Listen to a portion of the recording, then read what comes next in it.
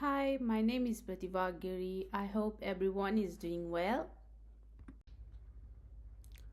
Today I'm going to do some critical reflection on few topics for next 5 to 7 minutes.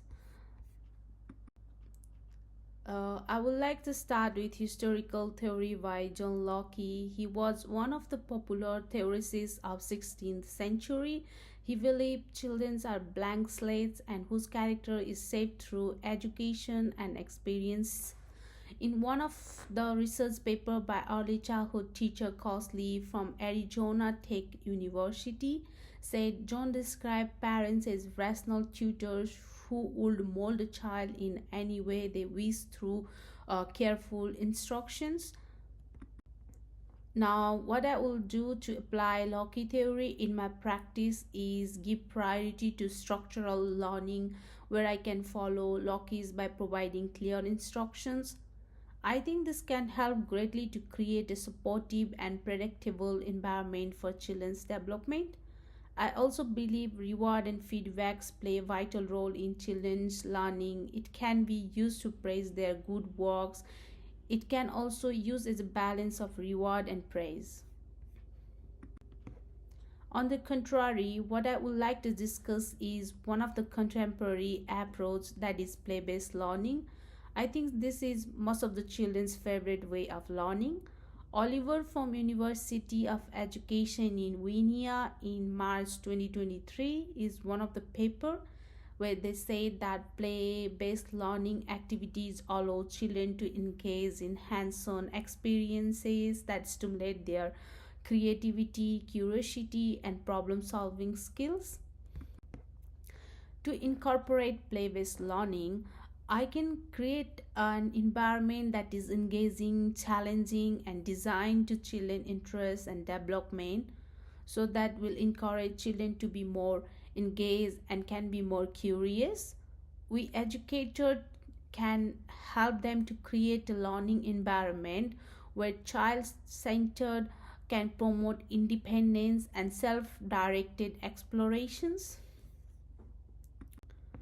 Moving on next, I would like to shift discussion towards Vygotsky's socio-cultural theory, which is a social learning process. Kendra Cherry in 2023 wrote that psychologist Lev Vygotsky believed that parents, caregivers, peers, and the culture at large are responsible for developing the brain's higher order functions.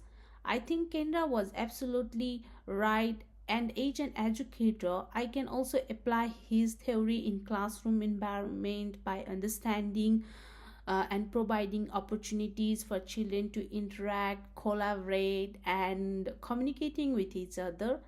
I think observing children interactions to identify gaps in their knowledge or skills is very important here to understand them more carefully. Moving on, I am bringing up Piaget's developmental theory.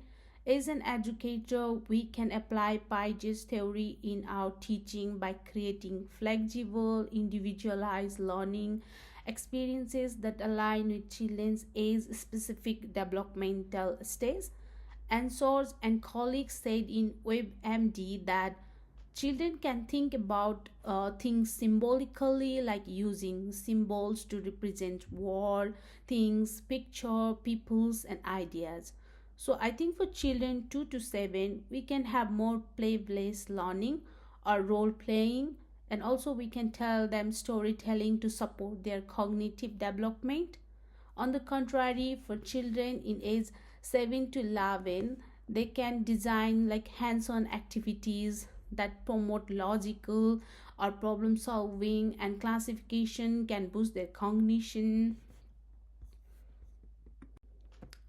uh, Moving on, I will discuss here the early years learning framework, which can provide a valuable guide for early childhood teacher in fostering children's learning development and well-being. By integrating with EYLF principles and approaches, early childhood teachers can enhance their practice in several key areas. As an early childhood teacher, I can ensure that materials, resources, and representation in my classroom reflect the background and experiences of all the children. With outline framework, I can use positive coaching to help children develop social skills. I think by deeply understanding and applying the principles of EYLF, I can create a learning environment that truly supports the belonging, being, and becoming of the young children in my care, preparing them for success in school and beyond. Now let's touch few points on national quality standard. We all know that national quality standard sets Australia's benchmark for quality early childhood education, their well-being and safety. In my teaching practice, I follow NQS principles to align with best practice on all those seven quality areas. Like quality area 1, it will implement balanced intentional teaching.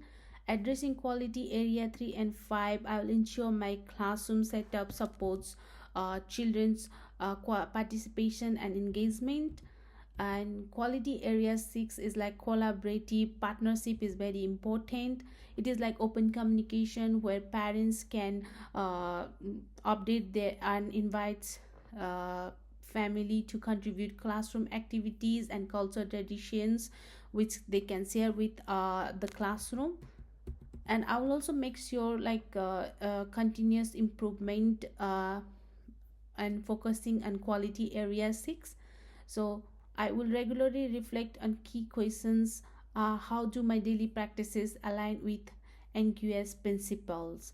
Am I balancing effectively with child-led and educator-guided experience? So these are the major topics I would like to focus on. Thank you very much.